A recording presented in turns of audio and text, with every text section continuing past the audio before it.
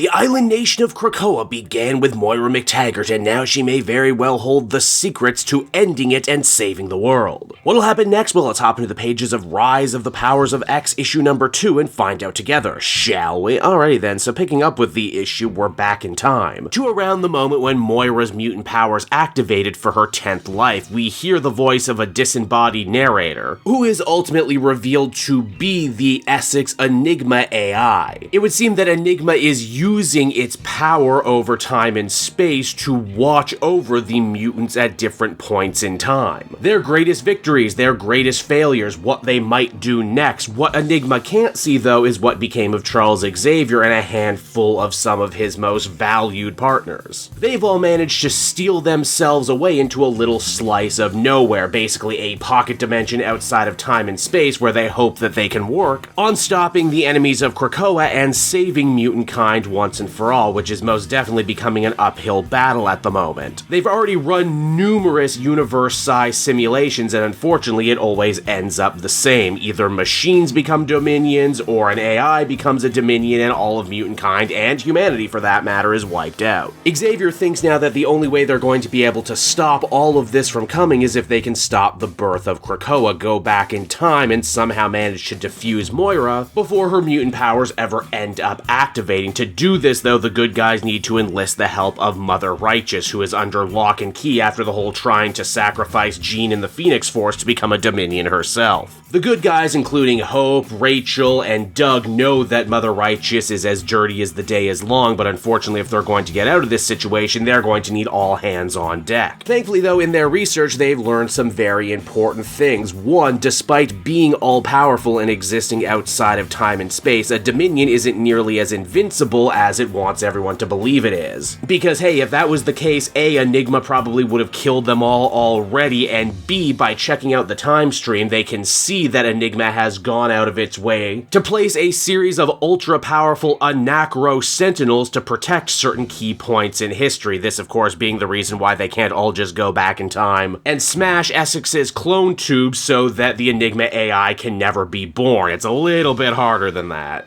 On the upside, though, this is the Marvel Universe, and there's thankfully lots of different ways to travel through time. After thoroughly browbeating Mother Righteous into servitude, they use her connection to the White-Hot Room in the Five to resurrect a whole away team of mutant favorites to help them travel through time. We also learned that things aren't exactly going so good in the White-Hot Room right now, and the reason that Jean hasn't swooped on in to save Cyclops from his upcoming execution is because, well, she might be dying again. Believe it or not, though, actually getting to young Moira might actually be the easy part. The hardest part, though, is what the hell they're actually going to do to her once they get there, as this moral conundrum has actually ended up really splitting the team down the middle. Xavier just kind of wants to kill her, A, because it would probably be the easiest thing to do, and B, because he's no doubt feeling really guilty about the part he played in helping bring Moira's dream to fruition. He's not telling this to the rest of the team, though he is having a psychic conversation with Rasputin 4, who's actually a little bit more conflicted on the subject. You'll remember she came from the dark red diamond future, wherein Krakoa became the worst, most evil, most twisted version of itself. She obviously wants to do what's best for Krakoa, even though coming back in time has sadly given her a harsh crash course in just how much of a lie the entire society was built on. She, of course, also has her own deep and troubled connection to Mother Righteous, and she doesn't like the idea of being a puppet, let alone lying to other people, so yeah, lots of good drama for Rasputin. Now, once this motley crew of mutants makes it further down the timeline, Enigma starts dropping Anacro Sentinels to do battle with our team. Rasputin bravely goes out to fight them all on her own, reminding us just how goddamn powerful she actually is. It's during all the chaos we realize that the cipher we've been following around this whole time isn't actually the real Doug. As we can see from the red diamond on his forehead, this is actually original recipe Mr. Sinister, who is once again acting as the angel or devil, depending on who you ask, on Xavier's shoulder. Mr. Sinister, as you may remember, also has a deeply troubled history with Rasputin, basically being her father who creates her in the dark red diamond future only to abandon her. Oh yeah, this isn't an absolute powder keg just waiting to go off at all, is it? Once Rasputin is victorious in her battle against the Sentinels, the team is finally ready to open up a portal and have their meeting with young Moira, not knowing what the future holds, but knowing very well that this might be their last chance to put things right. Here's the thing though, Moira's getting a lot of company recently, as we check in again on her 10th life. Everything is going to hell all around her. The X-Men are invading Earth, and during all of the chaos, she ends up getting a message from the Enigma saying that when everything is said and done, the machines won't win, but it will. And that if Moira finally wants a future that sticks, finally wants to win at this crazy game known as life, she's going to have to cut a deal with the Enigma. And so that was Rise of the Powers of X issue number 2, everybody, and man, you really gotta give Gillen all the credit in the world for just packing a ton of material into 22 pages. Rise really seems to be the spiritual successor to everything that was going on in Immortal X-Men, much like Fall of the House of X is a spiritual successor to everything that was going on in the mainline X-Men book, right down to the big ideas and the far-out sci-fi concepts. I actually really like the idea that while Wolverine and all the others fight the agents of Orchis head-on, Xavier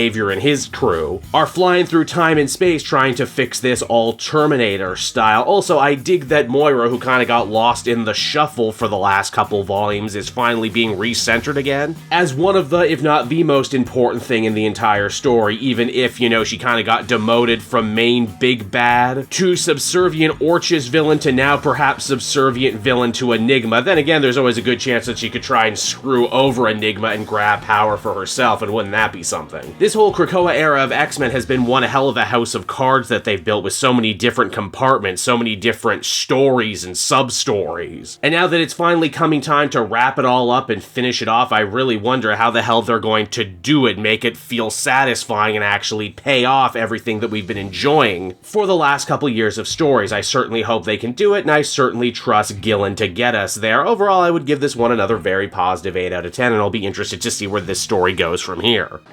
Hey there everyone, it's your old pal Cape Joel again, thanking you so much for watching to the end of the video. I hope you enjoyed it, and if you did, why not check out my Amazon link down in the description. Yes, that's right, the Cape Joel channel officially has its own Amazon storefront now. You can pick up a comic or anything else for that matter, and if you did, you'd really be helping me in the channel. So with that out of the way everyone, I will see you again next time. Bye-bye.